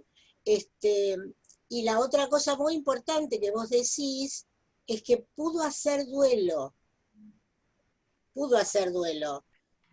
Duelo en el sentido de vuelta. no de sustituir al objeto, porque eso es insustituible, pero sí poder hacerle un borde a ese agujero. Y bueno, te agradezco porque también poder tomarlo y tomarlo como ejemplo es muy importante. Por eso me interesó el comentario de María Eugenia en relación a qué pasa en este momento con los duelos congelados, donde parte de los rituales del duelo, como es ir al entierro de los muertos, nombre de un viejo trabajo que escribimos con Norberto cuando hacíamos la maestría, ahora me volvió el nombre. ¿Qué pasa ahora cuando esto no se puede hacer? De los efectos nos vamos a dar cuenta después, pero en este mientras tanto el impacto es fuerte. Gracias de vuelta, ¿eh? Y felicitaciones, un lujo esta mañana. Gracias. Gracias, Carla. Estamos recibiendo un mensaje de nuestra host que en cualquier minuto seremos teletransportados a la sala general, así que en principio de nuestro grupo más pequeño, y en cualquier momento nos sacan, agradecerles muchísimo a todos los participantes, a Norberto por el hosteamiento, o como se llame eso, y sobre todo, bueno, a nuestras panelistas. Realmente ha sido un placer escucharlas, tanto en sus presentaciones como en todos los comentarios posteriores. Igual Bien. Seguimos, o sea, no se vayan, pero por favor no se vayan, seguimos un ratito hasta la 1, estamos pero ya en la sala general, ¿sí? Sí. Bien. No sé qué decir. Sí. No, bueno, me parece, yo ahí hice un pequeño comentario porque me parece que uno de los temas que trajo Graciela Jaimsky respecto de la seducción, me pareció muy interesante que ubicó la seducción también, lo digo yo como un concepto de frontera, porque si no se queda como abuso, ¿no? Ligado al abuso y no en su poder, en la necesariedad de la seducción inconsciente para la madre, para la constitución de cualquier psiquismo, ¿no? Me pareció muy interesante ese punto, para que no quede la teoría de la seducción ligada solamente o a lo traumático o a la neurosis. Así que gracias, Graciela, me parece muy enriquecedor. Bueno. Sí, totalmente, yo lo pensaba, bueno. Ahí nos apareció el cartel. Ya estamos, listo. Y vamos a Nos vinieron a buscar.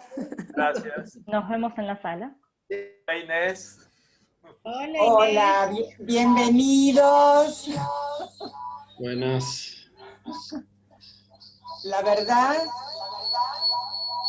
Inés, tenés que mutear alguno de tus múltiples aparatos de control. Estabas como el gran hermano, Inés. Muy mucho control. Que me sentía en la NASA, con todo abierto para ver en los dos grupos, que no hubiera lío en ninguno. En fin, un gustazo realmente poder ver que esto salió tan bien, francamente. Bien, retomo yo un poco, también quiero agradecer, la verdad que ha sido una experiencia súper enriquecedora por dos motivos. Uno, porque bueno, todos los años la jornada nos gusta cada vez más, en realidad creo, porque es eso, nos enriquece mucho el intercambio y ver las producciones, las preguntas que se generan entre ustedes y que se dan, la verdad que está muy bueno. Y por otro lado, que haya salido bien lo de los grupos, la verdad que tanto en científica, que estuvo dispuesto a probar esto y que nos habilitó poder hacerlo, la verdad que fue todo un esfuerzo y unas pruebas y demás, así que bastante contento con que haya salido bastante bien, creo que te diría que muy bien, así que la verdad estamos muy contentos con eso. Ramiro, me parece que hay un par de personas que no han podido regresar. Digo por las dudas para ver si me das un minuto que chequee. Sí. Mientras tanto, por ahí los participantes, los panelistas podrían ir dándonos un poquito su impresión, ¿no? ¿Les parece? Los míos están, Ezequiel está, Griselda está. Sí, Vero, si podés mirar. Si y Mauro también. Ahí sería interesante escuchar la expresión de los que han expuesto en esta situación tan innovadora que nos atrevimos a implementar con Académica. Y también les quería felicitar a Académica la idea de las preguntas entre los participantes, que favoreció de una manera maravillosa el intercambio. Esto realmente fue muy, muy enriquecedor para todos los que estuvimos escuchando, ¿no? Así que sería lindo poder escuchar a los expositores cómo se sintieron ellos. Están los 3 expositores, aclaro, de nuestro grupo, han llegado todos. El nuestro también. Bueno, los demás no sé si tal vez se han confundido y salieron de la sesión, porque tenemos menos participantes que en los grupos, por eso pero bueno, ya está. No, algunas personas avisaron que se retiraban, saludaron, felicitaron, muchas cosas, y las chicas y otras panelistas dicen que no tienen los micrófonos habilitados, así que habría que habilitar. Bueno, a ver... Ezequiel, veo que ya vos podés hablar, sí. Así que decirnos algo. En realidad todos pueden activar sus micrófonos, los chicos, fíjense. Antes no podía, ahí estoy. Antes no podía, perdón. Muy bien. Gracias. Bueno, la verdad que por ahí es un poco pronto, pero así a priori sí me gustaría decir que me sentí muy cómodo, creo que es algo que vengo sintiendo en los distintos espacios de la escuela, no solo en el taller clínico, como por ahí dije en el trabajo, sino también en las distintas materias y las distintas conferencias que se organizan.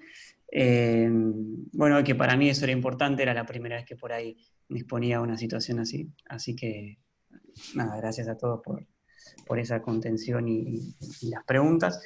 Y después también, nada, agradecer a los compañeros que no sé, fue muy enriquecedora la experiencia de escuchar y leer sus trabajos y las preguntas que tenían para hacer.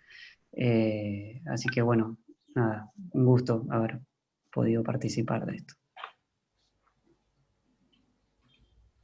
Andrea o Griselda. Sí, acá estoy. Sí, coincido con lo que decía Ezequiel. Es la primera vez que yo participo de la jornada de alumnos y la verdad es que fue una muy linda experiencia. Estuvo bueno también esto de esta situación de Zoom, digo, y de 2 grupos y de la prueba, y se nota mucho de parte de quienes lo organizan el esfuerzo y la preocupación y el deseo de que más allá de que lo técnico o tecnológico salga bien, que en todo ese trabajo nosotros también estemos bien y tranquilos y que no nos preocupemos por esas cosas. La verdad es que hace muchos años que yo estoy en la escuela, tuve un impas, pero bueno, no importa, y siempre desde el primer momento, desde las primeras entrevistas de admisión, me sentí muy alojada, cobijada, invitada a permanecer, y pasa el tiempo y lo sigo sintiendo. Y voy como sumándome a distintas áreas, ¿no? Dando cada vez un pasito más y recorriendo distintos lugares, y sinceramente les digo, encuentro siempre como el mismo ánimo. Y bueno, así que gracias a todos, compañeros, docentes, comisión, a todos. Gracias. Griselda, Paula, Mauro. Bueno, yo quiero agradecer primero a los profes del año pasado, uno mejor que el otro, y se los puedo decir este año, entonces, digamos, ya saben que son buenos, pero se los puedo decir este año que no hay ningún compromiso. Por supuesto que me gustaría, creo que nos gustaría a todos encontrarnos, el afecto y la vivencia me parece que son distintos cuando es presencial. Yo el año pasado no pude por esto de la distancia, así que bueno, la verdad que fue todo un desafío escribir y poder exponer, Y me gusta que la escuela dé esto, ¿no? De la posibilidad de que todos se expresen. Alumnos, profesores, comisión directiva, me parece que es lo más interesante que tiene la escuela, y sobre todo que no hay una mirada juzgadora. Entonces esto también tranquiliza, ¿no? Esta cosa de... Entre los compañeros inclusive tampoco, hay un acompañamiento de los profesores y de nuestros compañeros entre todos, y esto la verdad que se hace interesante, y es más fácil poder estudiar y aprender de esta manera. Así que bueno, agradecerles.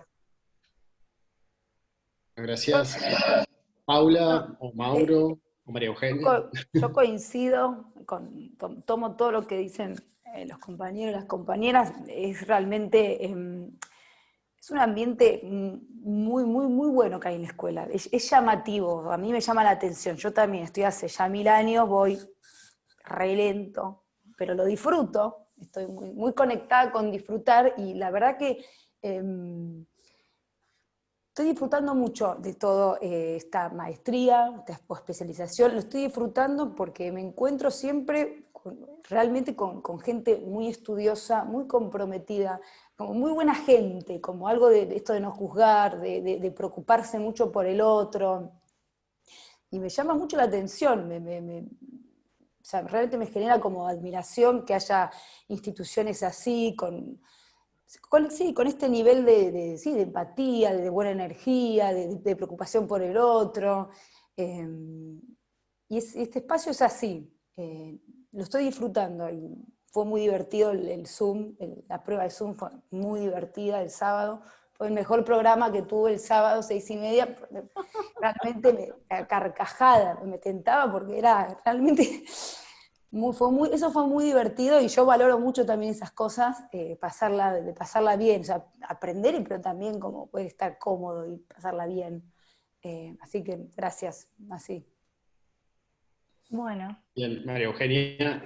Dale. Bueno, obviamente coincido con todo lo que dicen los compañeros, pero bueno, para ser breve, agradecer básicamente al espacio, a la oportunidad. En mi caso es el primer año que estoy en la escuela, y me sentí súper acompañada, no solo por mis compañeros, que bueno, justamente les tocó en la otra mesa y no los pude escuchar, después los veré si los suben a YouTube, pero también por los docentes, por la comisión. La verdad que hay un acompañamiento muy grande que a uno le permite animarse, ¿no? Y me parece que es lo fundamental para esto que hablábamos hoy, de poder articular, de poder pensar con otros, darse la oportunidad de animarse. Bueno, estamos a 4 minutos. Dale, quería dejamos de escuchar. Suscribo todo lo que dijeron los compañeros. Y los compañeros ya, bueno, había dicho también respecto de la disposición, ¿no? de los docentes a escucharnos, y a que se debata también. Y nada, quería remarcar nada más que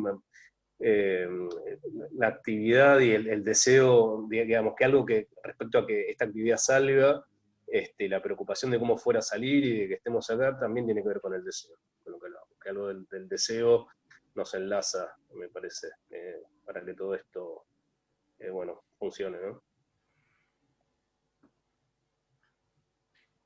Bueno, para ir cerrando, les cuento que todo esto va a estar subido a YouTube. Para los que no pudieron escuchar a la otra mesa, van a estar las 2 mesas subidas, así pueden escuchar los trabajos que no han podido. Les agradecemos mucho a todos haber estado acá, y a los colegas en formación haber compartido sus experiencias, y nos estamos viendo, como siempre. Bueno, muchas entonces, gracias. Ahora nos vamos a desmutear para el aplauso final. Sí, a ver,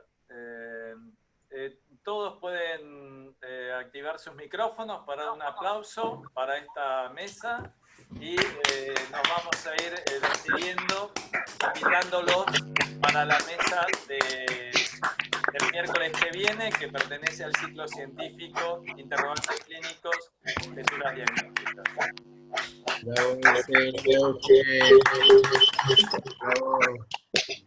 Gracias. Felicitaciones. Felicitaciones. Gracias. Felicitaciones. Gracias.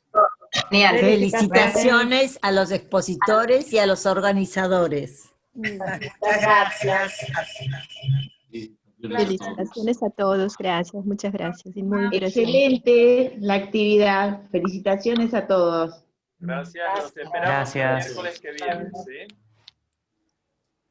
Gracias, un gusto conocerlos. Gracias.